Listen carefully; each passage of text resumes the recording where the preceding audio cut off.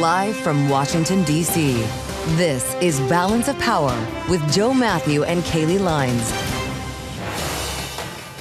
The uncertainty is spreading. Welcome to the Monday edition, with the president hiking tariffs in the wake of last week's Supreme Court ruling that struck them down.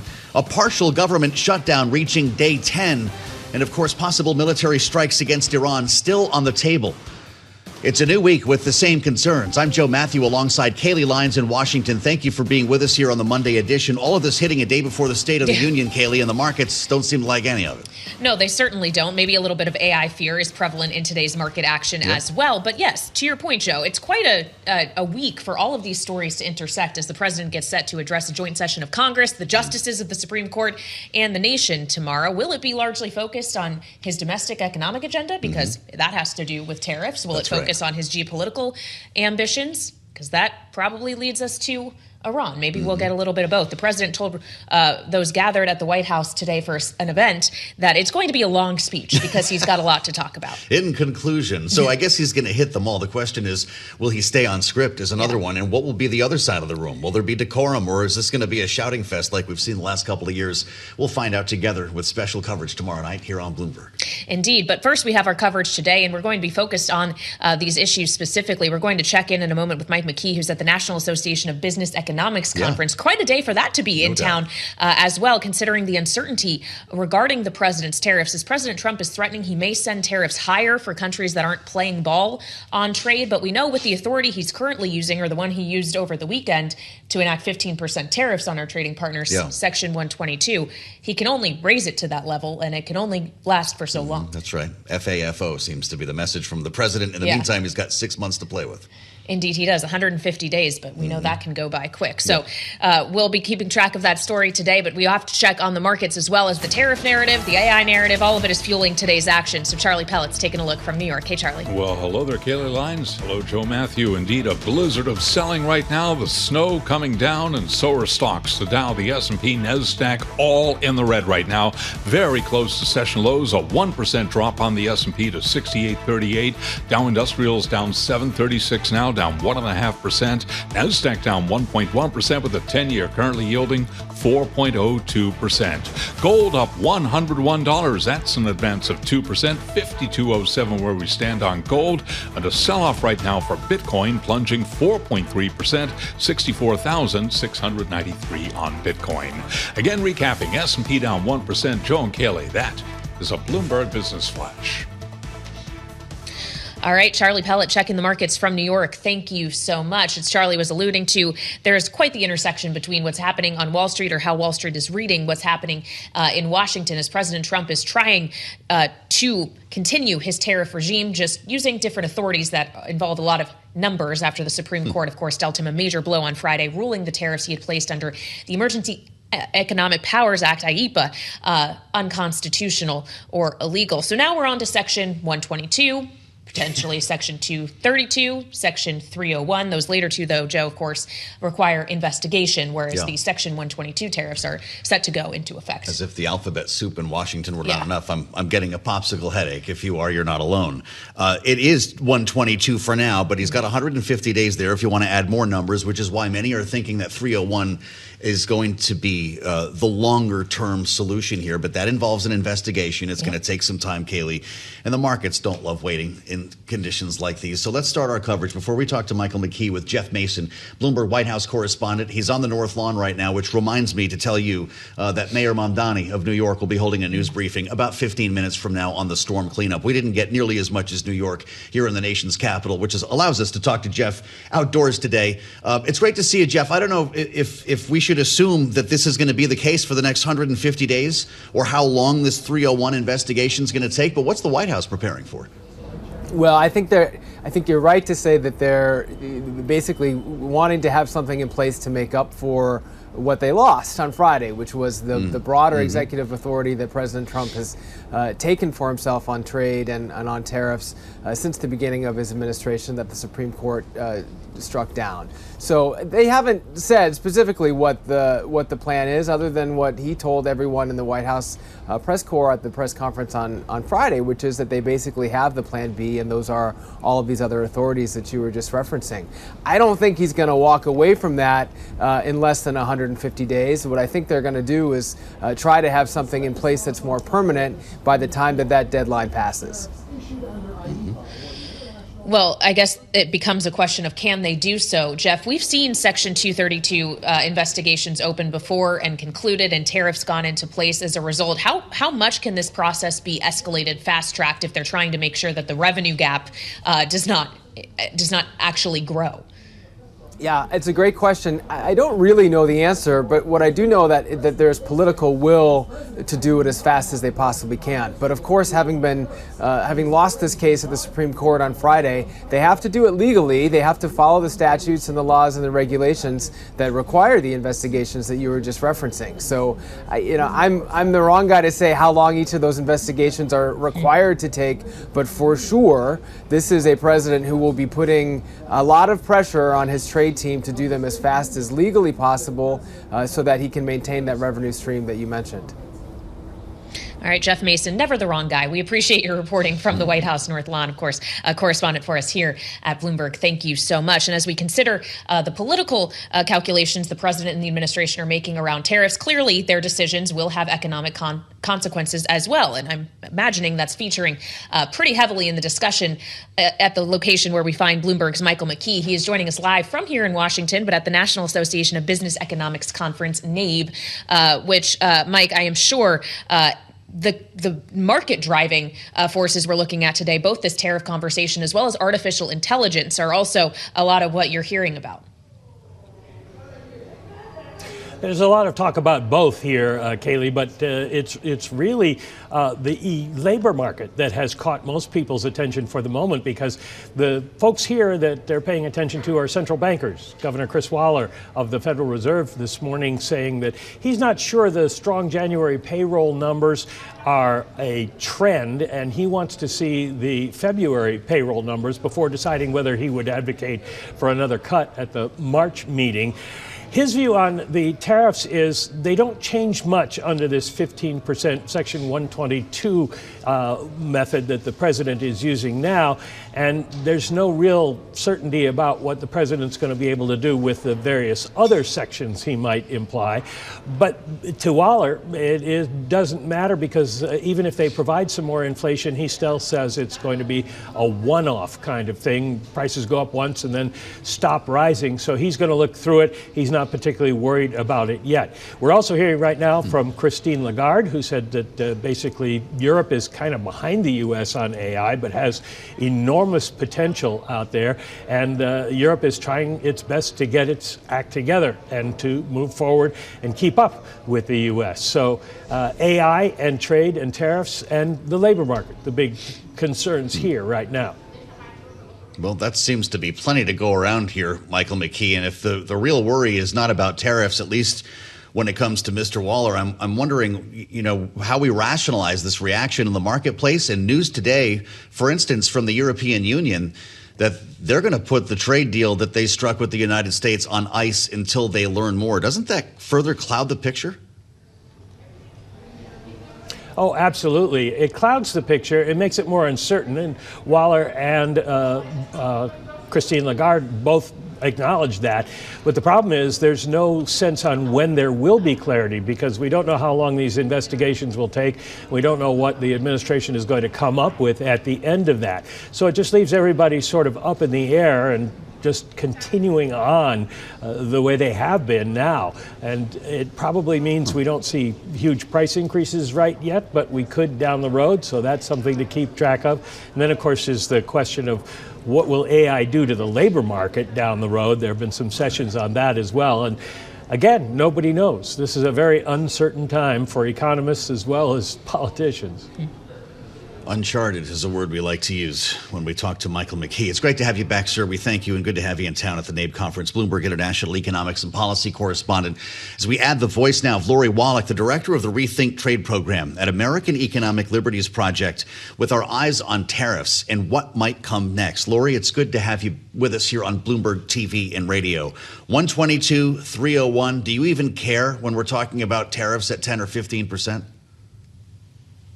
The president is looking to reestablish that same rate of tariffs that he had under IEEPA. And there is a smorgasbord of different congressional delegations of tariff authority that I suspect they're going to sequence into place to try and achieve that outcome. Mm-hmm.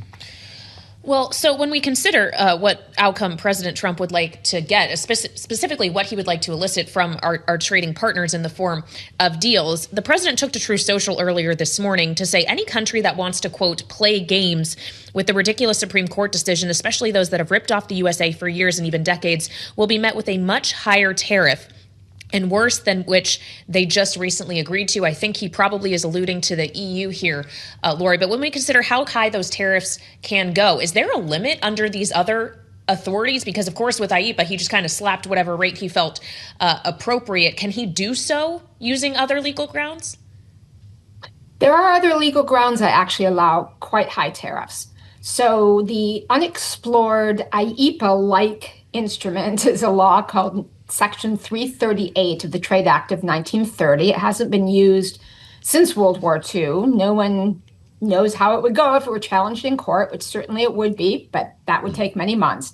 That allows up to 50% for an unlimited amount of time on a presidential, basically self-finding of a fact of discrimination against the interests of the United States. So that one's very loose. The other provisions, Section 232, which is you have to have a report finding a national security basis for raising tariffs, and Section 301, which requires an investigation. You need to find basically unfair practices against the United States of a particular country. Those mechanisms have more procedures on the front end, but they don't have limits on the back end with respect to how high the tariffs can go. And all of those have an unlimited time. So Section 122 is maximum 15% for a balance of payments problem for only 5 months. The other ones, the three of them, 301 and 232, have gone through the courts and have been declared fine. 338, more of a mystery, but lots of other delegated authorities for a president to use tariffs. And for those other three approaches, how long would these investigations last? Might they outlast the midterms? Section 338, again, not used since before I was born, is a process that can be very speedy. I guess the outlying question as far as how long it could stay in place is if it got challenged in court, how long it would take before you'd have a ruling that would take it down if it were ruled against. As far as Sections 232 and Sections 301, it's probably unhelpful to say, but it kind of depends. It depends how many countries, how many issues, and also the quality of the investigation. There have not been cases challenging the qualities of the investigations. A very good Section 301 investigation can be done in 4 or 5 months. Typically, they take longer. It just depends how many people they're going to put on it. I think that, as far as the midterms, the big X factor is, as far as Section 122, the 150 days runs out on July 24th, and then it goes to Congress to try and extend it. And that could really make an interesting political problem because members of Congress would have to go on the record right then about whether they want to extend that authority or not. Well, and we've already heard from the Senate Minority Leader, Chuck Schumer, who has suggested Democrats will not vote for an extension. That probably makes it a dead-on-arrival proposition in the Senate when we consider the 60-vote threshold. On Section 122, you mentioned how that will run out in July. Is there time between now and July for that to be challenged in a court of law? When we consider the authority he's using or the justification for using that authority, are we in a balance of payments crisis right now? Could that not end up in court? So I recommend folks should look at the actual proclamation they issued. They actually have thought it through and they make a case that is not wrong. It is a case that maybe could get challenged. Almost certainly, to answer the direct question, almost certainly a lawsuit's going to get filed. But in the 5 months, it seems extremely unlikely that will work its way through the courts to a point where there would be a final order. So yes, a challenge, but no, not probably a decision. As far as the merits of the case, it's not the people who are saying this is ridiculous. They're basically looking back at the time period when that statute was written, and we were just coming off of a gold-based currency. And those conditions obviously were not literally in a balance of payments crisis in the sense of checks are going to bounce. But in the sense of what a balance of payments crisis is with respect to our overall current account balance and other factors, you can make the case, which they do in this proclamation, and economists watching, everyone look and come back to us trade lawyers and say what you think. But yeah, I think that it will get challenged. I also think, though, that they've got other potential laws to put in place that they could do in that period of time. The much bigger X factor, honestly, is the refunds. Well, I'm glad you just brought that up, because as we wait to hear from the mayor of New York, he's going to be holding a news conference any moment now on the storm cleanup. Lori, there are huge questions about refunds. No one's got any answers, and we know a lot of lawsuits have already been filed and were filed in advance of the Supreme Court ruling. We heard earlier today from the chairman of the Ways and Means Committee in the House, was speaking with us here on Bloomberg TV and radio with his thoughts on the prospect of paying back all this money. Listen. In regards to the tariffs, I think it's very certain there's probably not going to be any refunds. I don't see a pathway in Congress that there's going to be refunds. And so you're going to look at over the course of President Trump's administration, he's going to continue to use those tariff revenues to bring down the deficit. What do you think about Congressman Jason Smith there, Lori? And if you're a Costco, for instance, and you already filed suit, does that put you at the front of the line potentially? So I suspect there are a lot of people in boardrooms who have a very different take than Chairman Smith about that question. And honestly, as a trade lawyer, I would say the question is not an if, it's actually a how question. There's a history of tariffs being refunded and there are different mechanisms. The thing that's particularly thorny with this situation as compared to the usual situation, which is, say, a preference program, like the generalized system of preferences, doesn't get renewed. And so you have to pay in for an extra year when it should have been renewed and you wouldn't have had to pay, then that money comes back. In this instance, the tariffs were so broad on so many goods affecting so many countries that actually there's a big question where there's a gap between who is booked at customs for the entity that paid a tariff and who actually paid. So as a practical matter, it's going to be extremely difficult to figure out a fair way to do it. So Costco is so big that in some circumstances, I bet their procurement people would fess up to the fact they probably made their foreign suppliers cover a lot of the tariff by either giving them a lower price on the good or by literally paying a payment to have to cover that expense as a condition for continuing to source from that particular tariffed entity overseas. So the big companies that have dominant market positions and basically monopoly power could avoid paying. Some of them then, not saying Costco did, passed on expenses to consumers. So even though they didn't pay, they raised their prices. And then you've got companies that raised prices that didn't get charged tariffs at all. So you've got a big question of how the consumer is made whole. Yeah. How you don't end up with windfall profits from companies that didn't pay but are booked as paying. And then there's always the question for small businesses. What is a system that hopefully is even less complicated than like paycheck protection so they don't have to go to court?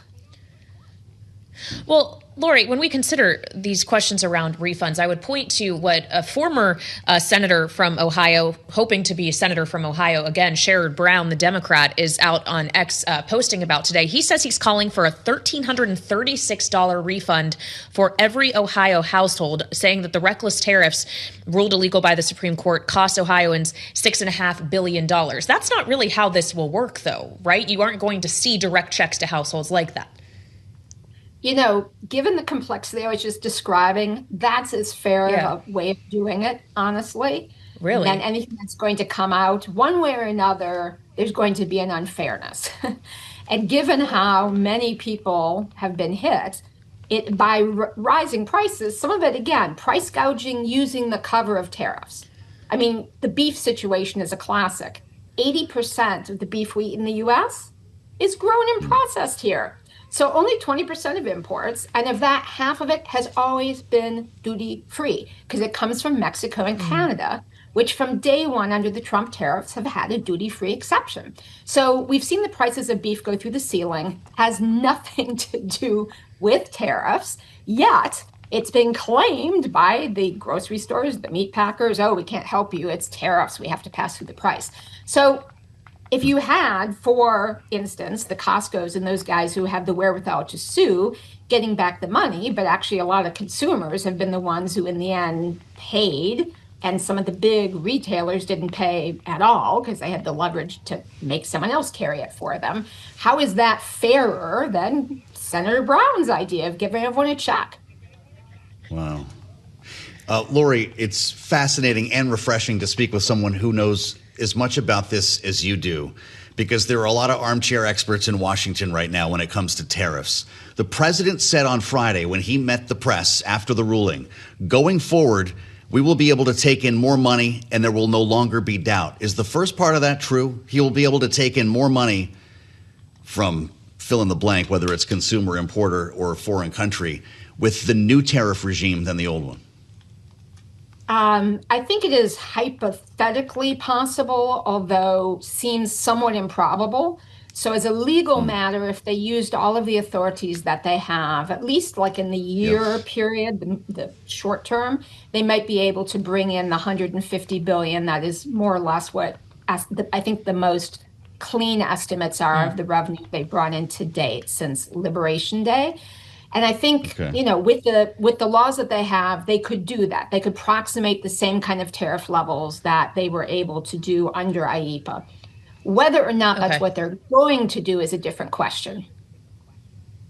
All right, Lori, great stuff. We appreciate your expertise. Lori Wallach, director of the Rethink Trade program at the American Economic Liberties Project. Thank you so much. We want to go live now to New York City, where the mayor, Zohar Mamdani, is briefing, holding a press conference on the storm, knowing that the travel ban in New York has been lifted effective as of noon. Let's listen into him live on Bloomberg TV and radio.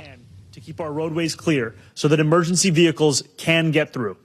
Every vehicle that stays off the road makes that work that little bit easier. These are dangerous conditions. Not only is snow continuing to fall, accumulated snowfall and refreezing have made it hazardous to travel.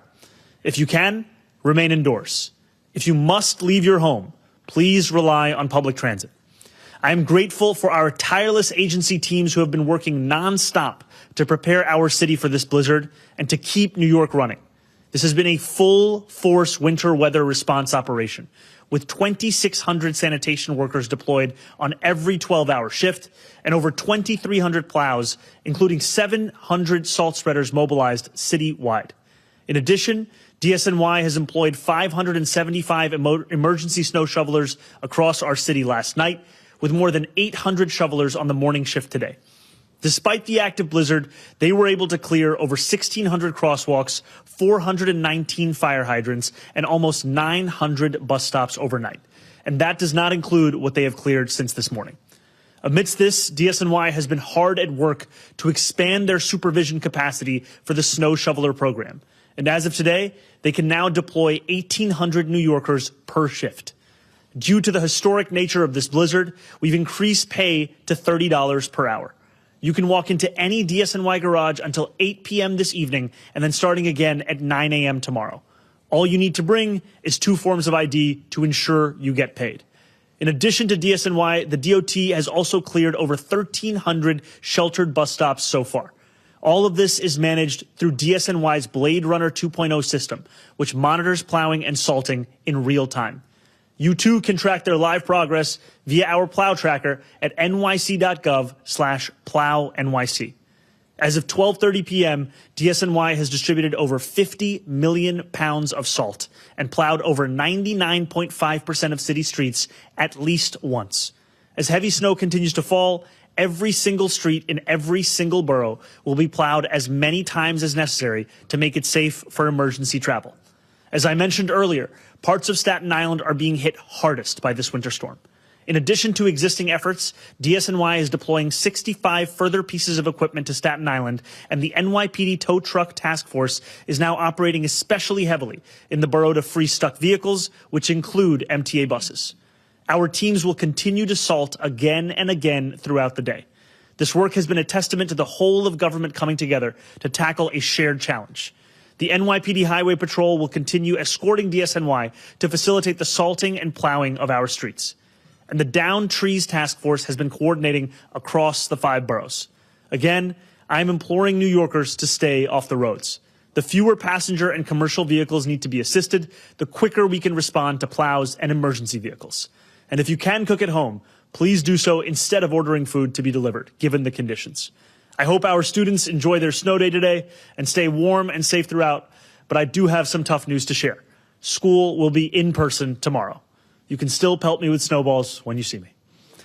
Alternate side parking will be suspended through the week. NYC Ferry remains suspended for the rest of today, while the Staten Island Ferry is running half-hour service through the day. A decision will be made on tomorrow's service for both the Staten Island and NYC ferries later today. All public libraries across the city remain closed today. An update on reopening tomorrow will be made and shared later this afternoon. City buildings will be back open to the public tomorrow for in-person city services. Code Blue remains in effect, and an enhanced Code Blue has been extended through Wednesday morning. Throughout this storm, our outreach workers have continually canvassed all 5 boroughs, helping homeless New Yorkers find shelter. Last night, outreach workers made 79 placements. I want to be very clear. If you need warmth and shelter, it is available to you. This morning, our Department of Social Services accelerated the opening of another 100 low-barrier stabilization beds in Upper Manhattan, building on the additional capacity we added during the historic cold snap a few weeks ago. Across our city, we have had 22 warming buses, 11 health and hospitals warming spaces, and 13 school warming centers open. Our health and hospitals mobile warming units have been redeployed to provide clinical assistance, warm food, and clothing. By this afternoon, we will have 15 mobile warming units citywide.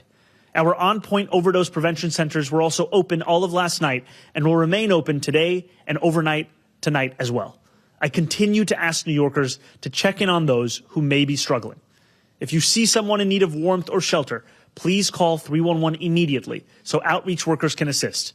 In a Code Blue, these 311 calls will be rerouted to 911. You can also call 311 directly from our Link NYC kiosks or use them to find the locations of warming centers across the city. We are aware that there were power outages across the city, including over 11,000 New Yorkers in the Rockaways who were without power this morning. NYSEM dispatched field personnel to check conditions and make repairs. Power has already been restored to more than 8,000 of those New Yorkers. As a contingency, NYSEM has opened warming centers at Far Rockaway High School, Beach Channel High School, and PS 43. For New Yorkers dealing with heat or hot water issues, call your landlord immediately. If you do not hear back promptly, please call 311. HPD staff is working overtime and is on call to help. NYCHA has deployed additional staff this weekend, including technical teams to respond to elevator, heat, and any other repair issues that may arise. If you are a NYCHA resident dealing with a non-emergency issue, please call 718-707-7771 or submit a work ticket through the My NYCHA application. Lyft began clearing operations at City Bike stations this morning and have cleared 20 stations as of 11:30 a.m. With additional vendors starting at different points throughout the day, we expect their progress to rapidly accelerate as the afternoon continues. And operational agencies have been working to clear fire hydrants, crosswalks, and bus stops around their property as well. While DSNY continues to prioritize snow response, there will be delays in collection. There will be no collection of any material today, February 23rd, or tomorrow, February 24th. We will provide an updated plan on trash collection by end of day tomorrow on what collection will look like for the rest of the week. When we share that plan, we will be prioritizing trash and compost. Recycling will continue to be delayed into the following week. Please hold your recycling and wait to put it out until next week, as you would after certain holidays. Our mandate for property owners to clear 4-foot wide paths across all sidewalks remains in effect. We issued more than 4,000 violations after the last storm. We do not want to issue as many citations again. So please, if you are a property owner, do your part, clear the snow, and help make our city passable for our neighbors, especially those with disabilities. For those shoveling, take it slow. This snow is exceptionally wet and heavy. Your health comes first. Please protect your back and your heart by working slowly and make sure that you're taking frequent breaks. Older adults should stay indoors and should avoid shoveling. The coastal flood warning for low-lying coastal parts of our city ended at 5 a.m. this morning. There are no current warnings issued for our coast flood zones. For those in flood zones, New York Mayor Mamdani speaking live here on Bloomberg TV and radio. We wanted to get a sense of what the mayor had for us here with regard to tomorrow. I'm sorry, kids. In-person school is the news. Now that the travel ban has ended, we're keeping tabs, of course, on the next round of snow that's going to be potentially coming later in the week. We'll let you know if he goes to questions and makes any more news. The mayor holding a news briefing at the lunch hour here in New York. I'm Joe Mathieu in Washington. Thanks for being with us on the Monday edition of Balance of Power. It was on Friday I had a chance to spend some time with the Republican running for governor of New York, Bruce Blakeman. He is the county executive, Nassau County, and has some pretty strong feelings about what's happening in the city, even though he's, of course, aiming to be elected and take office in Albany. The so-called bailout that he has called it from Kathy Hochul to help address a major budget shortfall in the city of New York, something that he is not a fan of. It's where we started our conversation here on Bloomberg. Listen. You don't give candy to a diabetic. And basically, the state of Florida has less of a budget than the city of New York. There's something fundamentally wrong with that. We have policies here that don't work in favor of the taxpayers, don't work in favor of the ratepayers. We have a subway system that is unsafe, that is dirty. People don't pay their fares. We need to start making sure that we have a transportation system that people want to use, that's safe and secure and clean, and make them pay for it. 60% of people who use the subway don't even pay the fares. They just go past the turnstiles. So that's one of the areas that we could make it more efficient. We could provide better services, and we could do it in a way that didn't kill the taxpayers of the city of New York and the state of New York. Mm-hmm. You know, Mayor Mamdani has said repeatedly that Albany has underfunded New York City in relation to its tax contribution. Do you think New York City gets its fair share? Yeah, I think New York City gets its fair share. I think New York City needs to start managing their fiscal affairs better. I have a county that's larger than 8 states. I've gotten 7 bond upgrades in the last 3 years, which is unprecedented, and I haven't raised taxes a single penny. As a matter of fact, I canceled a $150 million tax hike by my predecessor. So if you manage government more like a business, if you provide quality services at a cost-efficient price, then you'll get a balanced budget. They can't do that in New York City because nobody's managing it. I mean, Zohran Mamdani has no executive or business experience. The guy's never run the graveyard shift of a Dairy Queen in the middle of the winter, and now he's running one of the biggest economies in the world. He's in over his head, and the state of New York should not bail him out for his own mismanagement.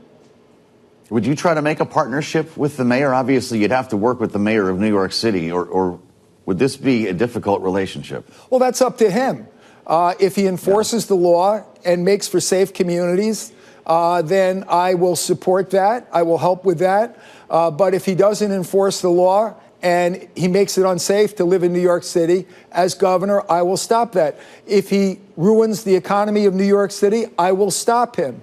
I want to create economic development and job prosperity. New York City is very important to the economy of the state of New York, and I'm not going to let the mayor of the city of New York ruin the economy in New York City, which would have a ripple effect on the rest of the state. Would you propose legislation to remove New York City as a sanctuary city? Well, from day one as governor, I would not create a sanctuary state. I would eliminate us being a sanctuary state, just as I did in Nassau County on day one. How do you get that done?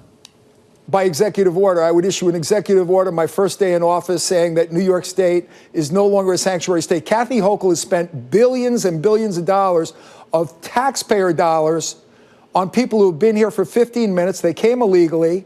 They haven't earned it. What about all the immigrants that came here legally? What about the people who came here before us, immigrants that worked hard for all that they have achieved? Now we're going to give billions of dollars when we could use the money for schools, we could use the money for hospitals, we could use the money to cut taxes, we could use the money for infrastructure. She's just given billions and billions of dollars away for people who just arrived here. That is a disgrace. I will end that on day one. Would you welcome ICE agents to the state of New York to remove those immigrants you referred to? Yeah, my policy in Nassau County has been to work with ICE. I have a comprehensive agreement with them. We removed, in just 1 year, 2,000 illegal migrants with criminal records, ranging from attempted murder to rape to kidnapping to carjacking to robbery. And it has made us the safest county in America, according to U.S. News and World Report, and I believe that. We've got a great police department. We fund them. And working with ICE, we've made it safer. However, I told my police department and ICE that I did not want raids on schools, on daycare centers, on houses of worship, waiting in front of hospitals, that their focus should be on illegal migrants with criminal records or who have committed crimes, either in Nassau County or anywhere in the metropolitan area. And again, we removed 2,000 criminals from the streets of the metropolitan area. Where would Kathy Hochul like to put them? She wants to put them back in the streets to prey on the communities of New York? I don't think so. I think that basically our policy is sound. It's got common sense, and it's the right way to approach things. But we do have to have a comprehensive immigration policy where people who have been here for a long period of time, who may have a child in school, if they're law-abiding and they're gainfully employed, I don't think it's compassionate to remove them from communities. I think we have to have a path to legality for them. So I think we have to have a comprehensive immigration policy. We need to be compassionate. We need to use common sense. And I think basically they contribute to the economy in a lot of different businesses, such as the hospitality industry, landscapers, golf courses, many other industries, farming, that they are an important part of our economy. We need those workers, and we should have a path to legality for them. That's Republican Executive Nassau County Bruce Blakeman, who's running for governor of New York. In our conversation from Friday, we wanted to make sure you had a chance to hear some of his insights on an issue that has brought us to another partial government shutdown. Kailey, it's day 10, DHS closure. We have no end in sight here, although an interesting back and forth between Democrats and the White House. Tom Homan again reinforcing some of the changes that have been made when it comes to ICE agents in the field. And of course, Republicans contend those changes should be enough to satisfy Democrats and to fund the Department of Homeland Security once again. So the question is, are we going to see forward progress this week as lawmakers return to Washington? They were supposed to be back today. Turns out they're not going to get back till tomorrow because of the snowstorm. Yes. And tomorrow, of course, is also State of the Union. So we might have to wait at least 2 more days to see any kind of forward progress, though likely it will be longer. And on that note, we turn to our political panel. Rick Davis and Jeanne Zaino are with us. Rick, of course, Republican strategist and Stonecourt Capital partner.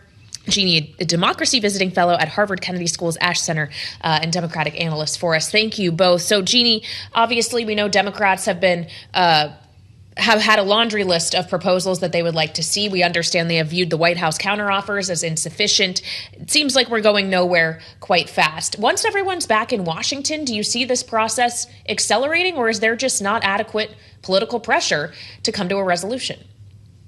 Yeah, I think you said it perfectly at the end, Kailey. There's not pressure yet. I think the pressure may come. You and Joe were talking about the White House releasing this Tom Homan plan. That clearly is sort of dead in the water for Democrats. That 1 or 2 pager they put out doesn't go far enough for Democrats. And quite frankly, neither side has really the political incentive to move at this point. I think we saw DHS try over the weekend to move in that direction, suspending some of the programs, then pulling back on that. I think is just quickly a reminder that both sides are pretty dug in. And I'll tell you one thing that has made Democrats dig in even more is this revelation about this shooting that occurred in Texas, where an ICE officer fatally shot a man in March at San Padre Island. I think those kinds of revelations are making some kind of middle ground even harder to get to at this point. Rick, I'm looking at this one sheet that came from the White House to Democrats' offices on the Hill, and it's got bullets on some of the changes that have been made, including limiting teams to conduct targeted immigration enforcement as opposed to roving. Body-worn cameras deployed. We knew that as well. And interesting here, it reaffirmed policies to federal officers. They must clearly display their badge and other adequate law enforcement identifiers. There's no demasking on here, and I don't see anything more about the use of warrants when it comes to raids. Is this as good as it's going to get from the administration? It'll just depend upon how much pain they're willing to take. These are negotiations. The fact that some of it's sort of popping out publicly is probably not productive to the outcome because obviously there are a lot of different Democrats with different views on what they want. And it's ideal that the negotiators are able to control that public messaging. And I do think Republicans are going to start getting the message that they've got to get something done on this. I mean, we saw Ipsos poll earlier in the program that talked about immigration and how independents by a margin of 63% didn't like what they were seeing out of ICE. So when you see those numbers on independents and you've got a midterm coming up, you got to patch that hole. It's not good enough just to rally the base. And so I do think there is some heat on Republicans to find a way to get this done. One of the reasons why the White House is directly engaged, one of the reasons Homan is the one doing it, because he's trying to instill some confidence in the Democrats to actually get to a deal. So is it going to take a while? It may. And it just depends upon when this administration is willing to sign on to something. But I think there's still a lot more wood to chop when it comes to what is it going to be a final deal. Well, so does the president use the State of the Union address tomorrow night, Rick, to try to inch closer to a deal, or is it just an opportunity to call out Democrats for not playing ball and for keeping this agency or this department shuttered? I think most of the Republicans I talked to over the weekend are worried that the State of the Union is going to be an attack on Democrats and their weakness on immigration, which actually will do no help to getting a deal done. He can't help himself. The Democrat likes President Trump likes to demagogue this issue. He always has, probably always will. I sincerely doubt there's going to be any kind of a effort to find common ground in the president's speech on tomorrow night. And so it may actually be a backfire and make the negotiations even more difficult. Well, what's going to be Democrats' approach, Jeannie, to this State of the Union? I'll probably ask you this again tomorrow after we see more social media. I mean, is it going to be yelling and signs, or are we going to have an attempt to return to decorum? I think there's going to be yelling and signs outside of the room as some of them rally, some of them stay away. We know Hakeem Jeffries has said in the room or advised in the room they should be quiet and follow decorum. But what they're going to be talking about, of course, is exactly what Rick just alluded to. Are these polls, the Ipsos poll you were talking about earlier, 6 out of 10, 7 out of 10 Americans opposing ICE tactics, opposing Donald Trump's approach to immigration, 70% saying you need judicial warrants. He's 18% under the water on immigration, something that got him elected or helped get him elected 2 times to the White House. These are bad numbers. That's what Democrats want to talk about. And to Rick's point, I don't think the president's going to shy away from saying, I own this issue, which clearly the polls show he does not anymore. Great conversation with our panel, and it's great to have you both back together. Bloomberg Politics contributors Jeanne, Zaino, and Rick Davis, they will play a big role in our coverage tomorrow night, and we'll meet you on the late edition of Balance of Power coming up at 5 p.m.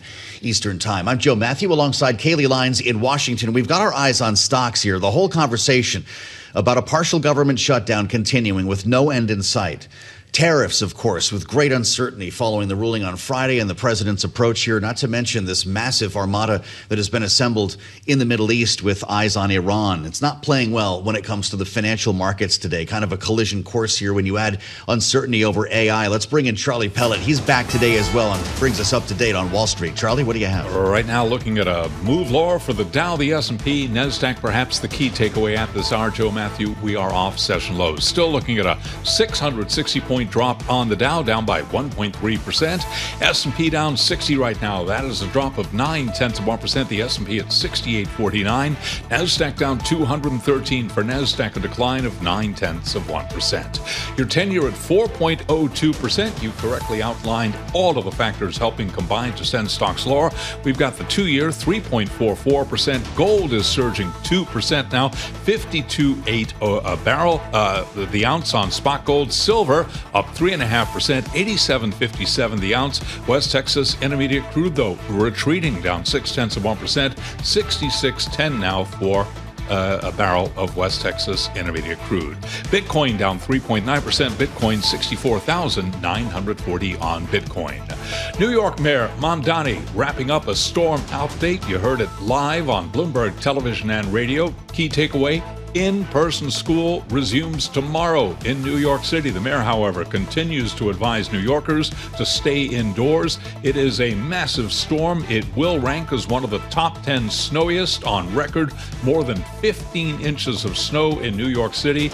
The snow is expected to continue through the afternoon before tapering off.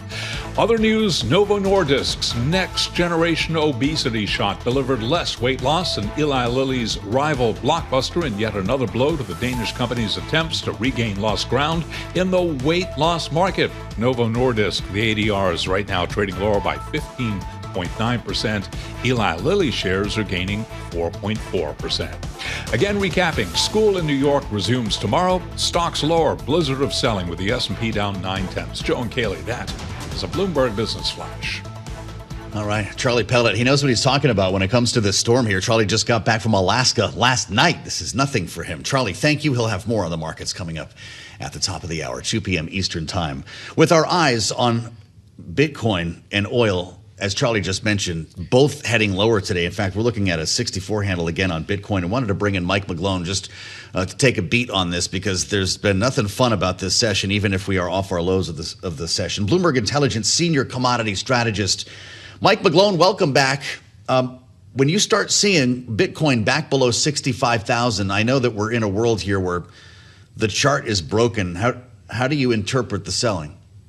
Well, I think that's the absolute right word, Joe. It's broken. If you look at Bitcoin, the last 170 weeks, it's unchanged. That means the average buyer for over 3 years is not making any money. But if you look at the S&P 500 over the same time period, it's up about 30% from its 170-week moving average. Just showing the comparison, yet Bitcoin trades almost 2 times the volatility. So that's a broken asset class. Despite all the sell side telling how great it was to buy the ETFs, to me that marked the peak. It's a bear market. As a strategist, I say act accordingly, look to sell rallies. So I assume anything near 74,000 is legitimate resistance. I think it's just a matter of time now that breaks below 64 and heads to 50. But that's another thing it has in common with crude oil. Crude oil is a bear market, yet it's bumped up the upper end of the range. It's a question of when and where and how we start trying to test that bear market to go lower. Well, I'm glad you brought up oil, Mike, because we in Washington are all waiting to see if President Trump is going to order a strike, whether a limited one in the middle of talks around a nuclear deal, or perhaps a more elongated conflict being started with Iran. How should we expect oil to react when we get the news, if we get it, considering how much price action we have seen amid questions around whether or not he's actually going to act? Kate, I think the base case is, unless there's some kind of severe supply disruption that's enduring, crude oil can easily drop $5, head towards 60, and continue its bear market trend. So it needs some kind of shocker to pop it above 70 or 75, and that's exactly what the Western producers are waiting for, so they can sell forward, backwardate the curve a little more, bring on supply, rinse and repeat, the trend goes lower. So you see the trend there. Supply has shifted to the Western Hemisphere being the price maker. So I look at crude oil as, yes, right now it's under these dicey situations, but the kind of thing to look at, the key thing to remember is, what does Mr. Trump want for the midterms for the end of the year? Lower energy prices and some kind of resolution out of Iran would help that. All right, Mike McGlone, Bloomberg commodity strategist in Miami for us. Thank you so much. Meantime, here in Washington, we're joined now for more conversation on Iran, specifically by Jeanne Gavito. She is senior advisor with the Cohen Group and former acting principal deputy assistant secretary of state for Near Eastern affairs under President Biden. Jeanne, thanks for being here on Bloomberg TV and radio. When we consider the reports we have gotten, and President Trump has actually confirmed this himself, that he is at least considering a limited strike on Iran in order effectively to pressure them into agree to something on the nuclear deal. Do you think that would be an effective strategy, or does it risk backfiring? I'm deeply skeptical and think it indeed risks backfiring. One thing that I have not yet seen is a real explanation of what the objectives would be, either of the short-term strike or, frankly, the longer term. If the assumption is that the short term would push the Iranians back to the negotiating table and be willing to make concessions that they're not currently able to make, I think that that's probably not accurate. And so I think you really do risk Iran needing to retaliate in its mind immediately and setting off a cycle of escalation. Well, when it comes to justification, it was interesting to hear from Scott Bessent over the weekend. The president has talked about the need for a nuclear deal. We've heard a lot of reporting around other elements, whether it's ballistic missiles or, in fact, regime change. But remember, he said 10 or 15 days was the timeline at the end of last week that he might be making a decision. Scott Bessent said on Fox over the weekend that the regime is probably a week away from having industrial-grade bomb-making material. That's a direct quote. Does that give us a better sense of what this administration's projecting? I don't know that it does. I'm honestly a bit baffled. Is that true? By that assertion. President Trump said back in the summer after the initial strikes that the nuclear program had been obliterated. And so there is a wide swath between obliterated and being within a week away. There have been, and I certainly have not seen recent intelligence reports on this, but there have been various estimates over the years that have suggested that they are inching closer and closer to what we would call a breakout capacity. There is still a wide gap between the ability to enrich uranium at a weapons grade to a weapons grade point and the ability to actually deploy that in a bomb. And so when we say a week away, it certainly sounds startling. That doesn't mean that they're able to launch a nuclear strike within, say, a week or a month or even, say, 6 months. But again, I do think that probably the public and certainly the Congress deserve some answers about where this gap is between the obliteration that was described over the summer and this being used now as a justification for renewed conflict in the Middle East. Well, and again, we get back to the notion of where that conflict will ultimately end us. Will we be talking about regime change in Iran? We actually were joined last week on Balance of Power by the former defense secretary in the first Trump administration, Mark Esper, who warned actually that if you want to see regime change in Iran, you may end up with potentially a worse result than you anticipate. This is what he told us. And I think the experts would say that the odds are that the successor to the Khamenei regime is going to be a hardliner as equal to or greater than Khamenei. So it could be more likely than not somebody from the Islamic Republic Revolutionary Guard Corps. So those are the concerns, and that's why, I think if you were to step back and strategically think about this, what you want to do is prepare a much broader game plan. So when we consider that notion, Rebecca, or Jeanne, and I saw you kind of nodding in agreement there, is regime change, pursuing it right now, advisable in your mind? Every U.S. government and military gaming of this problem that has been done in recent years, to my knowledge, has led exactly to that result, that the IRGC would be the natural successor to a regime that has been changed. And that is almost certainly a worse outcome for the people of Iran than what we currently have. And so, again, I think until this administration can better identify, and perhaps they have behind closed doors, but better identify what the objectives are and what the day after planning for this looks like, I think going in with an attempt to remove the top level of the Iranian leadership without understanding what comes next and what that sets off as far as destabilization in a region that is really central to President Trump's economic objectives is ill-advised. Do you buy this idea of a bloody nose strike unlocking some sort of a deal? And if not, I think you expressed some skepticism over this at the beginning of our conversation. What is the prolonged campaign that would follow? Because the next hammer to drop would be a lot bigger. Absolutely. First of all, I think it is a miscalculation to assume that an initial strike would lead the Iranian regime to be in a position to make additional concessions. They are at a point of weakness, which again raises questions about why now. But they're really at a point of weakness. And so additional concessions beyond the degradation of their proxy groups that we've already seen, the degradation of the nuclear program that we've already seen, I think would be viewed as existential. And so I do think it's a miscalculation to assume that they have additional concessions to be able to make. So yes, then you get the question of what does a longer term campaign, either by design or in response to Iranian retaliation, then look like, and that gets very dicey. This is a massive country. This is not another Syria.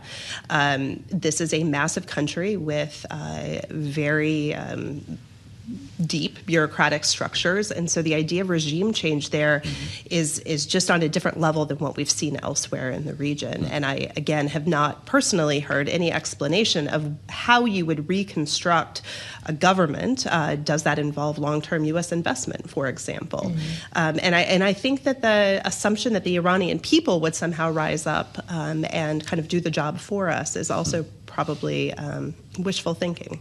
So in our final moment here, Jen, as we consider the notion of Iranian retaliation, when we saw Iran retaliate back in June for the strikes on nuclear facilities, arguably it was a de-escalatory measure, right? Do you think they would make the same decision this time around? I don't. Again, I go back to we are in what I would consider to be an existential moment for this regime. I think they've been very clear in their messaging that it would not be de-escalatory as it was in the summer. And so I think we would see attacks against our facilities in the region, against our allies and partners. So the other Gulf states? I think that would be a good assumption, yes. We heard reporting from Axios, the chairman of the Joint Chiefs, advising the president and top officials that a campaign against Iran could carry significant risks and bring a prolonged conflict. As Kailey said, we only have about a minute left here, or 30 seconds at this point. Does Donald Trump set himself up to learn a lesson of the limitations of airstrikes? I certainly think so. If there were an easy kinetic answer to this problem, we would have taken it at some point over the last 20 years. Yes, I think this would be destabilizing, and I think that there are no easy answers here.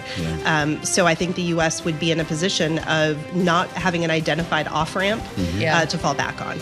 It's great to have you back with us, Jen. Jen Gavito with us from the Cohen Group. I'm Joe Mathieu in Washington alongside Kailey Leinz. We'll meet you on the late edition of Balance of Power at 5 p.m. on Bloomberg.